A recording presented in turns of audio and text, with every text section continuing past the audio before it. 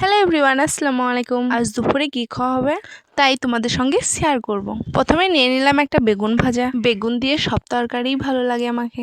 গরম ভাতে বেগুন ভাজা খুবই ভালো লাগে। কথা বলতে বলতে আমার খাওয়াও শেষ হয়ে গেল। তারপর নিয়ে নিলাম আলু দিয়ে উচ্ছে ভাজা।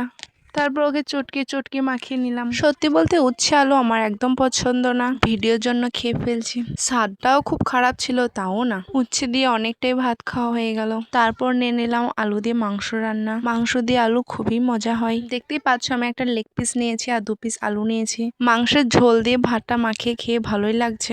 মাংসের থেকে মাংসের আলুটা খুবই স্বাদ হয়। কাঁচা লঙ্কাটা অনেকক্ষণ রেখেছিলাম, এবার খেয়ে নিচ্ছি। রানীর পিস সবারই পছন্দ, আমারও পছন্দ, তাই আমি রানীর পিসটা নিয়েছিলাম, ভালোই লাগলো। তারপর নিলাম উচ্ছে ভাজা। উচ্ছেটা সবার জন্য ভাজতে হয়েছে, তাই আমিও খানিক নিয়ে নিলাম, ভিডিওর জন্য খেয়ে নিলাম, অতটা ভালো। তারপর নিয়ে নিলাম কাঁকরোল দিয়ে আলুর তরকারি। এটা বেশ ভালোই লাগলো, এটাতে তেতো থাকে না, খুব ভালোই লাগলো খেতে। কাঁকরোল ভাজি আমি খুব বেশিই খাই। আমার খাওয়াটা শেষ হয়ে গেল। আলহামদুলিল্লাহ, আল্লাহ হাফেজ।